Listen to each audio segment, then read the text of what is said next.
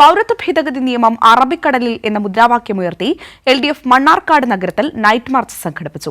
LDF Mannarkkad മണ്ഡലം കമ്മിറ്റിയുടെ നേതൃത്വത്തിലാണ് മാർച്ച് സംഘടിപ്പിച്ചത്.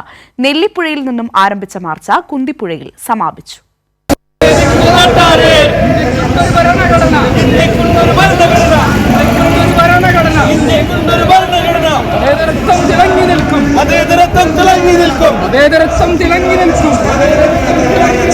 പൗരത്വ ഭേദഗതി നിയമത്തിനെതിരെ നൂറുകണക്കിന് പ്രവർത്തകരാണ് മണ്ണാർക്കാട് LDF സംഘടിപ്പിച്ച റാലിയിൽ അണിചേർന്നത്. തുടർന്ന് നടന്ന പ്രതിഷേധ യോഗം CPIM സംസ്ഥാന കമ്മിറ്റി അംഗം NN കൃഷ്ണദാസ് ഉദ്ഘാടനം ചെയ്തു.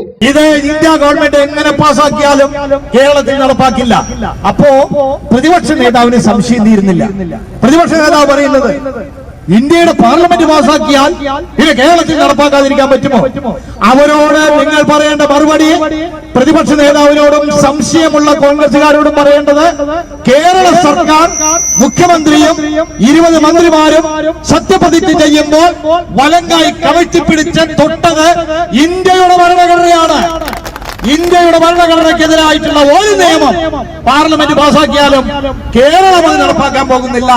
കേരളം ഉയർത്തിപ്പിടിക്കുന്നത് ഇന്ത്യയുടെ ഭരണഘടനയാണ്, അത് നടപ്പാക്കാൻ പോകുന്നില്ല കേരളം. LDF നേതാക്കളായ PK ശശി, പൊറ്റശ്ശേരി മണികണ്ഠൻ, AK അബ്ദുൽ അസീസ്, ഷൗക്കത്ത് അലി കുളപ്പാടം, ഷാൽവൻ തുടങ്ങിയവർ പങ്കെടുത്തു. കൈരളി ന്യൂസ്, പാലക്കാട്.